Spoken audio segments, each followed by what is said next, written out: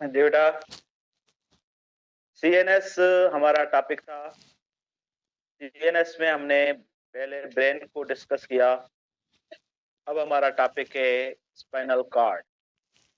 वैसे जैसे आपने ब्रेन को स्ट्रक्चरली फंक्शनली देखा, स्ट्रक्चर के हिसाब से उसके अंदर क्या क्या चीजें होती हैं, और फंक्शन के हिसाब से भी देखा कि हर चीज का क्या पार्ट का क्या फंक्शन है। वैसे स्पाइनल कार्ड को भी देखेंगे, लेकिन स्पाइनल कार्ड ज्यादा कॉम्प्लेक्स ब्रेन की तरह नहीं है। एक ही कार्ड है। Spinal cord is a neural cable extend from the brain down through the backbone. It is enclosed and protected by vertebral column, meninges, and cerebrospinal fluid, which also cover the brain. बाबा, पहले इसका introduction तारुफ के हवाले से ये कि अगर हम स्पाइनल कार्ड को देखते हैं तो पहले तो ये एक कार्ड है। कार्ड को हम ये कह सकते हैं कि ये एक रोप है, रस्सी है। ठीक है, ये जो केबल हम कह सकते हैं, केबल की तरह एक पट्टी है। और इस तरीके से ये एक ऐसी रॉड जो एक्सटेंड होती है हमारे डॉर्सल साइड में फ्रॉम द ब्रेन। खास करके आपने ब्रेन का प्लंगेटा के साथ कनेक्ट होती है, वहां से एक्सटेंड होती है डाउनवर्ड वर्टिब्रल कॉलम के अंदर से गुजरती है। वर्टिब्रल कॉलम से गुजर के ये कहां तक जाती है, हमारे खास करके लंबर पढ़ा है आपने, लंबर के लास्ट वर्टिब्राई के साथ जाके खत्म होती है। लंबर के बाद नीचे जो वर्टिब्रल कॉलम आता है उसके अंदर ये नहीं होती, तो ये स्पाइनल कार्ड कहलाती है। इतने ही मैकेनिज्म से प्रोटेक्ट किया गया है, जैसे आपने ब्रेन को पढ़ा था। ब्रेन को 3 एरियाज में प्रोटेक्ट किया गया था, वैसे स्पाइनल कार्ड को भी 3 हिस्सों में जो है वो प्रोटेक्ट किया गया है। इसके अंदर एक बोनी फ्रेमवर्क है जिसको हम कहते हैं वर्टिब्रल कॉलम। वर्टिब्रल कॉलम इसको प्रोटेक्ट करता है। और इसी तरीके से साथ में 3 मेम्ब्रेन होती हैं मैनेजेस की, वही मेम्ब्रेन जो आपने ब्रेन के अंदर पढ़ी, डोरामेटर, पियामेटर, एरेक्नाइड, ये जो है वो होती है। और इसके अलावा एक फ्लूइड होता है जिसको हम कहते हैं सीएसएफ, सेरिब्रोस्पाइनल फ्लूइड, वही जो ब्रेन के अंदर आपने पढ़ा। ब्रेन के अंदर ना, जैसे आपने पार्ट्स पढ़े हैं उस हिसाब से उसके अंदर चेंबर भी होते हैं। वेंट्रिकल्स कहा जाता है। There are 4 ventricles in the brain. 4 ventricle होते हैं ब्रेन के अंदर। और इसी तरीके से ये सेरिब्रोस्पाइनल फ्लूइड उससे रिलीज होकर इसके अंदर आती है। ये हालो होता है। Spinal cord is a hello nerve card.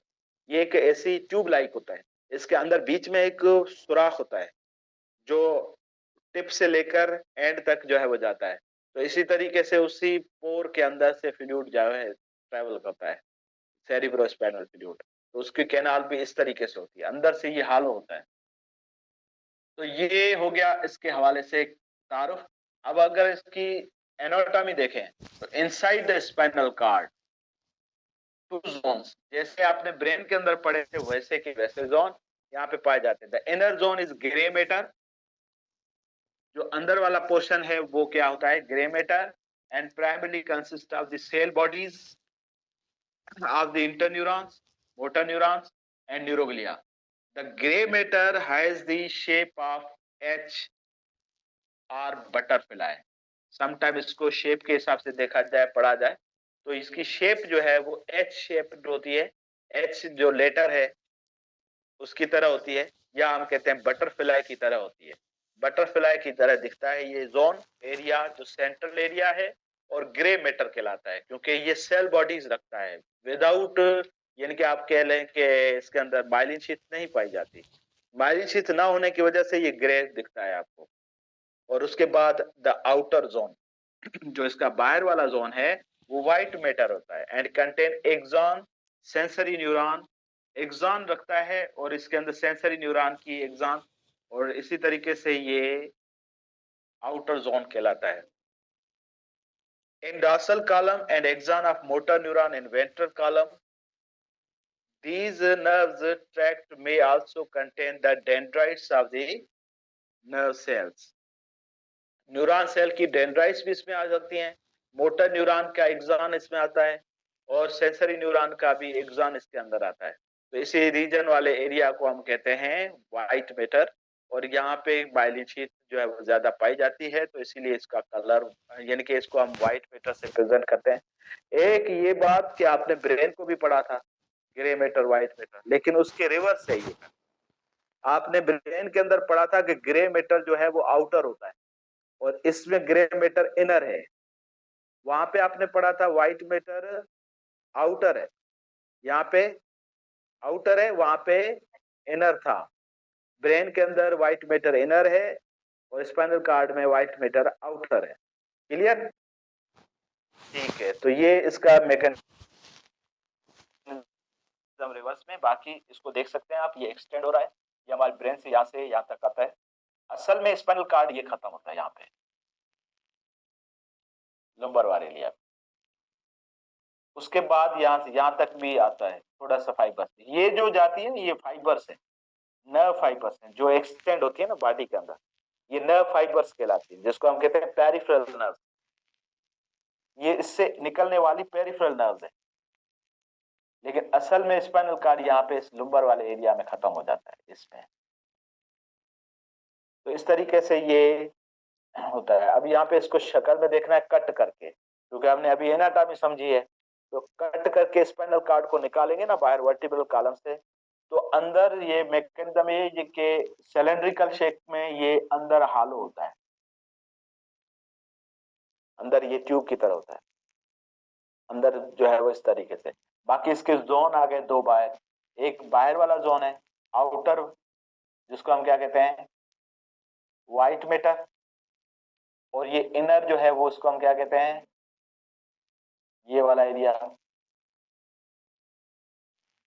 इसको हम कहते हैं ग्रे मैटर इनर। अब ये जो ग्रे मैटर इनर है ये एच शेप की तरह दिखता है आपको, एच शेप, इसको हम एच शेप कहते हैं। उसके साथ साथ हम बटरफ्लाई कह सकते हैं, बटरफ्लाई की तरह होता है ना। तो इसको हम कहते हैं ग्रे मैटर और इसको हम कहते हैं व्हाइट मैटर। इसके बाद इसकी साइड को अब देखा जाए तो इसके हवाले से ये है कि इसके दो रीजन है, इसकी ये डॉर्सल साइड है, ये वेंट्रल साइड है। स्पाइनल कार्ड को ऐसे देखेंगे ना जब, तो ये पीछे वाला हिस्सा, ये आगे वाला हिस्सा। जो पीछे वाला हिस्सा है उसको डॉर्सल साइड कहा जाएगा और आगे वाले हिस्से को वेंट्रल साइड कहा जाएगा। तो ये नहीं कि डॉर्सल साइड वेंट्रल साइड, और वहां से डॉर्सल साइड से क्या होता है कि एंट्री होती है, वेंट्रल साइड के साथ क्या होता है एग्जिट होती है।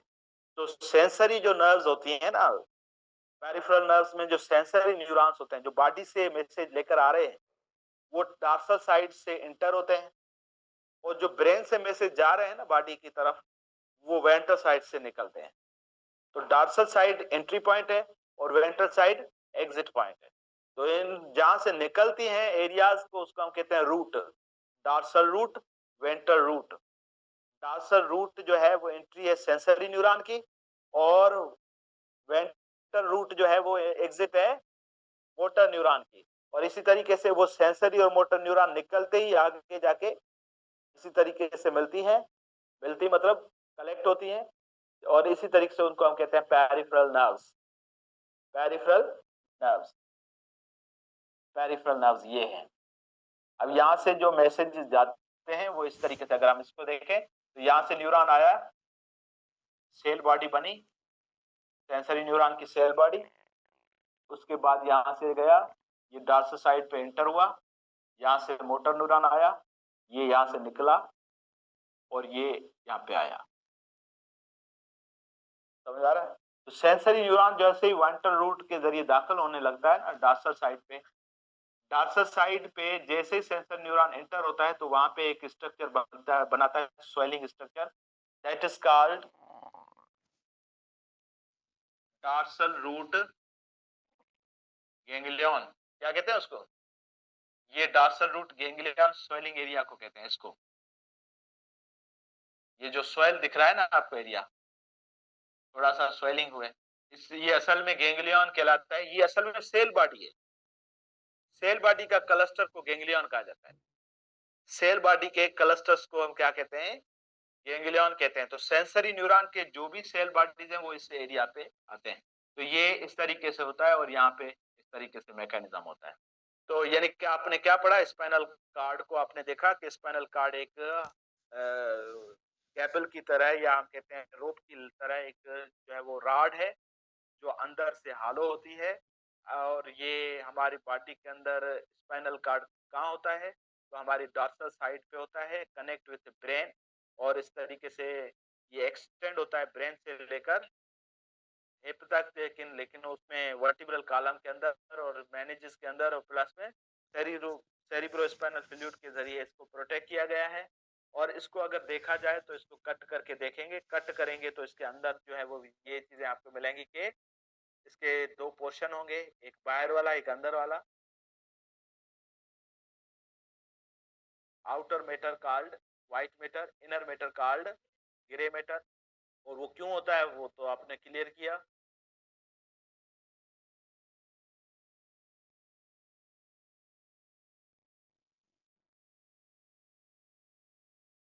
इस के बाद न्यूरॉन की तो वहां का तो डार्सल रूट वेंट्रल रूट जो है एरिया होते हैं। डार्सल रूट के जरिए जब एंट्री होती है सेंसर न्यूरॉन की, तो वो बिल्कुल करीब आकर एक डार्सल रूट गैंग्लियन बनाता है, जिसको हम कहते हैं क्लस्टर ऑफ सेल बॉडीज। ये है। उसके साथ साथ ये आपको 3 मेनिजेस पढ़ाई जा रही हैं। ब्लड की वेसल्स भी होती हैं, ये पेरिफेरल नर्व्स होती हैं जो इससे निकल रही हैं। और आपने पढ़ा है स्पाइनल कार्ड से 31 पेयर ऑफ नर्व्स निकलते हैं। तो इस तरीके से इस तरफ और इस तरफ मिलाकर हम 31 मिलाएंगे पेयर की सूरत। ये हो गई स्ट्रक्चर। इसी तरीके से आप यहाँ पे भी देख सकते हैं। अब इसका काम क्या है, messages from the body and the brain run up and down the spinal cord. It is known as the body's information highway.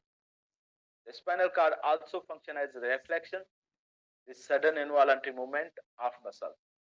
अब ये इसके थोड़े काम आपको बता रहे हैं। सबसे पहले ये कहता है कि ये हाईवे कहलाता है बॉडी का। हाईवे इसीलिए क्योंकि यहाँ से इंपल्स आती जाती है। तो हमारी पूरी बॉडी से जो मैसेजेस आते हैं, नीचे वाले हिस्सों से, इंटरनल ऑर्गन से, हमारे लिम्स से, हमारे सर से, जो भी सारी इंफॉर्मेशन, खास करके यहाँ तक, ये सारी इंफॉर्मेशन जो है वो कनेक्ट होती है मेन हाईवे से। मेन हाईवे हमारा है स्पाइनल कार्ड। स्पाइनल कार्ड के साथ कनेक्ट होने के बाद स्पाइनल कार्ड से वो जाती है हमारे ब्रेन के अंदर। और जैसे ही ब्रेन के पास जाती है, ब्रेन उनका एक कमांड बनाता है, जवाब बनाता है। वो मैसेजेस मोटर न्यूरॉन के थ्रू वापस हमारी बॉडी की तरफ जाते हैं। तो जैसे ही हमारे बॉडी को देखा जाए तो सारे मैसेजेस जाते ब्रेन की तरफ है और आते ब्रेन से हैं। तो वो रास्ता जो इस्तेमाल करते हैं वो स्पाइनल कार्ड। तो spinal cord is known as highway of the messages. ये कन्वे करता है हमारे ब्रेन को बॉडी के साथ, ब्रेन को बॉडी के साथ। तो it's messages from the body and the brain run up and down. Run up and down मतलब ऊपर भी जाते हैं मैसेजेस एंड नीचे भी जाते हैं मैसेजेस। तो हमारे ब्रेन और बॉडी के बीच में जो मैसेजेस रन होते हैं, ट्रांसफर होते हैं अप एंड डाउन, उनको हम क्या कहते हैं, स्पाइनल कार्ड का काम करते हैं। लेकिन इस तरीके से इसको हम ये भी कह सकते हैं हाईवे ऑफ द इंफॉर्मेशन। और इसके अलावा ये समटाइम हमारी बॉडी को रेफ्लेक्स सेंटर भी कहलाता है। हमारे ब्रेन के अंदर भी रेफ्लेक्स सेंटर है। कौन? Medulla oblongata. मेडुला ऑब्लोंगेटा क्या है?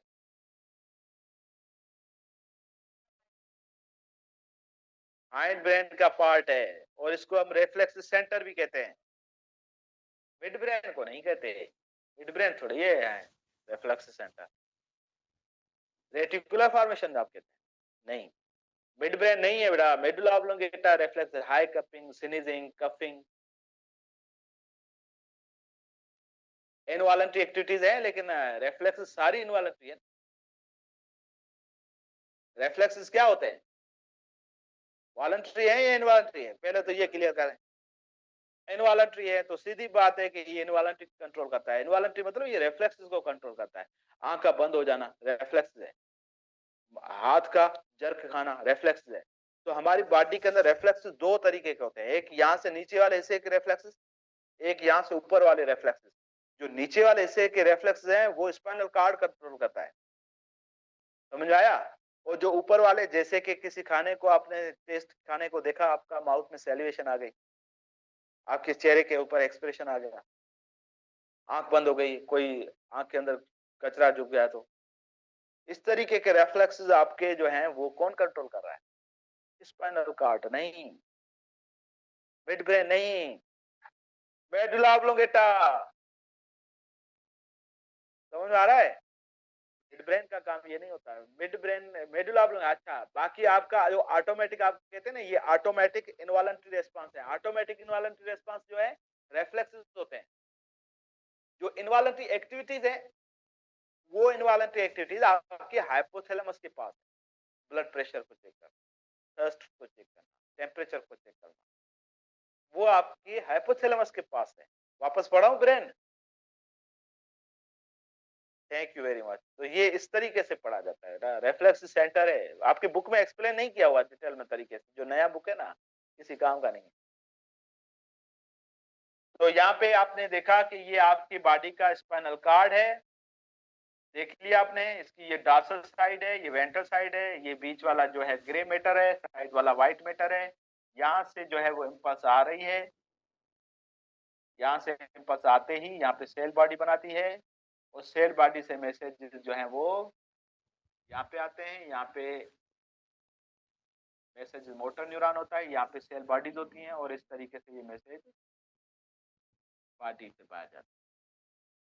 तो इसको हम कहते हैं इस तरीके से। बाकी क्लियर हो गया? तो ये रेफ्लेक्स सेंटर भी है, हमारी इनवॉलंटरी एक्टिविटीज को कंट्रोल करता है। देख लेते हैं, फिर भी एक देखते हैं। यहाँ पे इस व्हाइट मैटर में ना, ये खास करके एग्जाम्स होते हैं, ये हाईवे हैं, ये सारे ब्रेन को मैसेज लेकर जाते हैं ऊपर की तरफ। ब्रेन के पास जो मैसेज जाते हैं वो इस तरीके से ऊपर जाते हैं। ठीक हो गया? बाकी क्लियर है? मेरा अटेंशन प्लीज। आपके बुक के हिसाब से ये एक नया चैप्टर है, केमिकल कोऑर्डिनेशन। और केमिकल कोऑर्डिनेशन को हम एंडोक्राइन सिस्टम की सूरत में पढ़ेंगे। बेटा आवाज न चेक दो थोड़ो। आपकी कोऑर्डिनेशन के दो निजाम, एक है नर्वस कोऑर्डिनेशन, एक है केमिकल कोऑर्डिनेशन। नर्वस कोऑर्डिनेशन तो आपने पढ़ लिया। अब केमिकल कोऑर्डिनेशन के हवाले से हम पढ़ेंगे एंडोक्राइन सिस्टम। इसका इंट्रोडक्शन आप पढ़ लें, ताकि आप नेक्स्ट स्टेप में इसके जो ग्लैंड्स को हम डिटेल में पढ़ेंगे जस्ट। आज मैं ओवरव्यू में थोड़ा सा ग्लैंड के नाम बता देता हूँ। Endocrine system that release the hormone.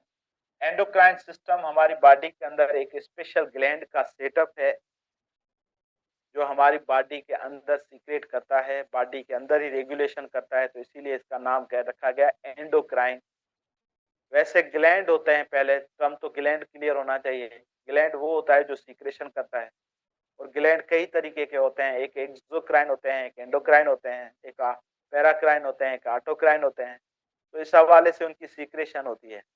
वैसे जो केमिकल का मैकेनिज्म है, उसमें मोस्ट इंपोर्टेंट केमिकल जो कम्युनिकेशन के लिए हम इस्तेमाल करते हैं वो तीन है। तीन कैटेगरीज में डिवाइड किए गए हैं। तीन कैटेगरीज में कम्युनिकेशन के लिए जो मैसेजेस आते हैं, एक न्यूरोट्रांसमीटर जो आपके ब्रेन में रिलीज होते हैं और हमारे नर्वस सिस्टम में रिलीज होते हैं। Neurotransmitters are the chemicals which are responsible behind the coordination, ये हमारे अंदर करते हैं। दूसरे हार्मोन है जो इंपॉर्टेंट है, जो एंडोक्राइन ग्लैंड की सीक्रेशन है, वो हमारे अंदर कोऑर्डिनेशन का सबब बनते हैं। दो, तीसरी इंपॉर्टेंट चीज जो है वो है फेरोमोन। फेरोमोन्स जो है वो भी केमिकल्स का एक सेटअप है, जो ह्यूमन के अंदर तो नहीं होता, लेकिन हम एनिमल्स की दुनिया में देखते हैं। क्योंकि ह्यूमन एक बेहतरीन कंपार्टमेंट रखता है बात करने का, लैंग्वेज है उसके पास, बोली है, इसीलिए उसके अंदर कम्युनिकेशन करने का आसान तरीका ये है। लेकिन एनिमल्स अपने आपस में कम्युनिकेशन करते हैं। सोशल एनिमल्स जैसे इंसेक्ट वगैरह हैं, जैसे कि बीज वगैरह हैं, जैसे कि एंट्स वगैरह हैं, जैसे कि दूसरे एनिमल्स हैं, तो वो आपस में कम्युनिकेट करते हैं। तो उनके लिए एक दूसरे के बीच में जो बातें होती हैं, उसके अंदर ये फेरोमोन्स रिलीज करते हैं। ये केमिकल एक बातचीत होती है एक दूसरे के बीच में, केमिकली बातचीत होती है। तो इसमें वो क्या होता है, अपने पॉपुलेशन को क्या करते हैं, कोऑर्डिनेट करते हैं। पॉपुलेशन को कोऑर्डिनेट कराने के लिए फेरोमोन्स केमिकल्स का इस्तेमाल करते हैं। तो तीन तरीके के केमिकल्स हमारे अंदर कोऑर्डिनेशन के रेस्पॉन्सिबल होते हैं। ठीक हो गया? लेकिन न्यूरोट्रांसमीटर का डिस्कशन हो गया, ह्यूमन के अंदर फेरोमोन है नहीं, बाकी क्या रह गया, हार्मोन, तो हार्मोन के सेटअप को ये इस तरीके से कैसे कंट्रोल होते हैं, तो इसके लिए हम पढ़ेंगे एंडोक्राइन सिस्टम। एक्सोक्राइन ग्लैंड जो है वो फॉलोअर्स होते हैं एंडोक्राइन के। एक्सोक्राइन सिक्रेशन वो करते हैं ग्लैंड जिसको हम कहते हैं एंजाइम रिलीज करते हैं या अदर मटेरियल रिलीज करते हैं। यानी कि जो हार्मोन नहीं करते, बाकी जो भी चीज रिलीज करते हैं वो एक्सोक्राइन रिलीज करते हैं। एक्सोक्राइन ग्लैंड अपनी सिक्रेशन में हार्मोन नहीं होते हैं, लेकिन बाकी हर चीज वो रिलीज करते हैं, जैसे कि मिल्क रिलीज करना, म्यूकस रिलीज करना, सलाइवा रिलीज करना, टीयर रिलीज करना, स्वेट रिलीज करना और एंजाइम रिलीज करना। ये सारी सिक्रेशन किसमें आती है? एक्सोक्राइन के सिक्रेशन।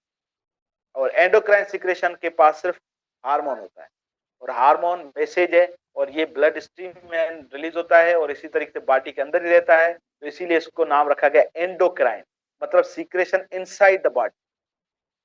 और एक्सोक्राइन की सीक्रेशन जो है वो रिलीज होती है आउट ऑफ द बॉडी, यानी कि अल्टीमेटली वो बाहर ही निकलेगी। जैसे कि टीयर बाहर निकलते हैं, जैसे मिल्क बाहर निकलता है, जैसे कि पसीना बाहर निकलता है, जैसे कि हमारे ग्लैंड की सीक्रेशन एंजाइम होते हैं, वो डाइजेस्टिव एंजाइम जो हमारे डाइजेस्टिव सिस्टम में रिलीज हुए हैं, ये भी अल्टीमेटली बाहर रिलीज होते हैं। म्यूकस भी बाहर रिलीज होता है अल्टीमेटली। तो एक्सोक्राइन का मतलब ये है कि वो जो secretion out of the body करे, सही है।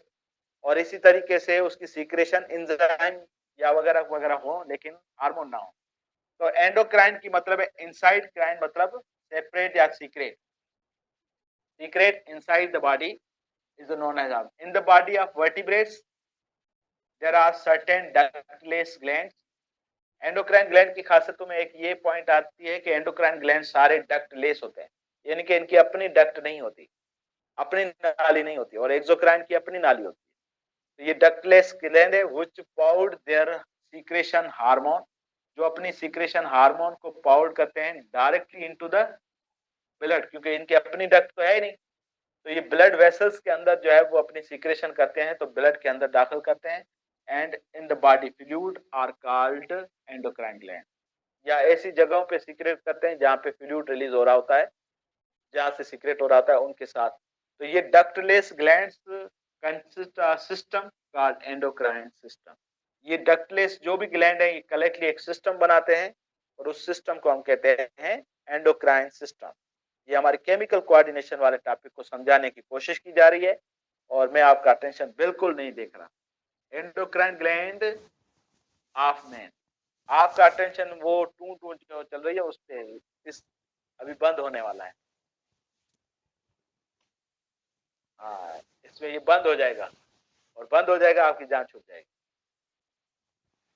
इन the body of man and other mammals, इंसान के अंदर या बाकी जो हमारे मैमल्स ग्रुप है उसके अंदर अगर थोड़ा सा फोकस करें, तो इम्पोर्टेंट एंडोक्राइन ग्लैंड्स जो हैं वो मोस्टली फाउंड, ये इम्पोर्टेंट कौन से? Pituitary gland, pineal gland, thyroid gland, adrenal gland, pancreas, parathyroid, thymus and gonads.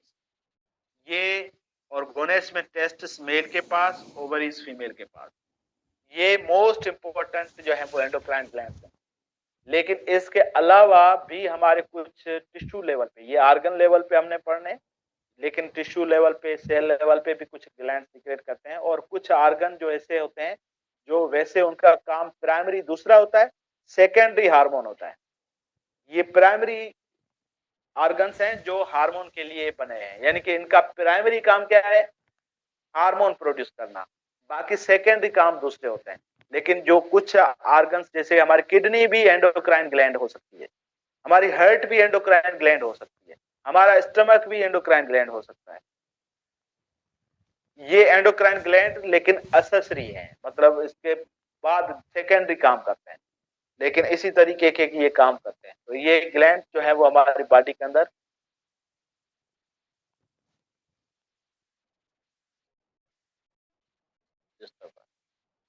Body के अंदर एंडोक्राइन ग्लैंड किस तरीके से लोकेट होते हैं? इस तरीके से। ये सारे ग्लैंड कहाँ कहाँ होते हैं? पाइनियल ग्लैंड, उसके बाद ये हाइपोथैलेमस भी ग्लैंड है, master of the gland, pituitary gland, ये हमारे ब्रेन के अंदर है। बाकी थायराइड ग्लैंड, पैराथायराइड ग्लैंड इसके ऊपर होते हैं पीछे से, thyroid and parathyroid, thymus gland, pancreas, ठीक है, एड्रिनल किडनी के ऊपर, एड्रिनल ग्लैंड, उसके बाद ओवरी फीमेल के अंदर, मेल के अंदर टेस्टिस। ये जो है वो ग्लैंड होते हैं खास करके हमारे अंदर, जो लोकेशन के हिसाब से आपने देखे कि कहाँ कहाँ होते हैं। तो हम यहाँ से स्टार्ट करेंगे। सबसे कंट्रोल सिस्टम जो है वो किसके पास है? हाइपोथैलेमस। हाइपोथैलेमस वैसे तो न्यूरल पार्ट है, ब्रेन का पार्ट है, लेकिन ये हमारे अंदर एंडोक्राइन का भी पार्ट है, क्योंकि ये सीक्रेट करता है हार्मोन। हाइपोथैलेमस भी अपनी सीक्रेशन हार्मोन रिलीज करता है, और इसको अंडर में कंट्रोल में क्या होता है? कौन? Pituitary gland. पिट्यूटरी ग्लैंड को भी मास्टर ऑफ द ग्लैंड कहा जाता है, क्योंकि ये बाकी ग्लैंड्स को क्या करता है? कंट्रोल करता है। बाकी सारे ग्लैंड इनके कंट्रोल में होते हैं, और ये खुद कंट्रोल होता है हाइपोथैलेमस। और इस तरीके से हमारे नर्वस सिस्टम के अंदर ये होता है। ये सेम पोजीशन इसी तरीके से इंशाल्लाह नेक्स्ट क्लास में पढ़ेंगे। आगे सेटअप ही नहीं है।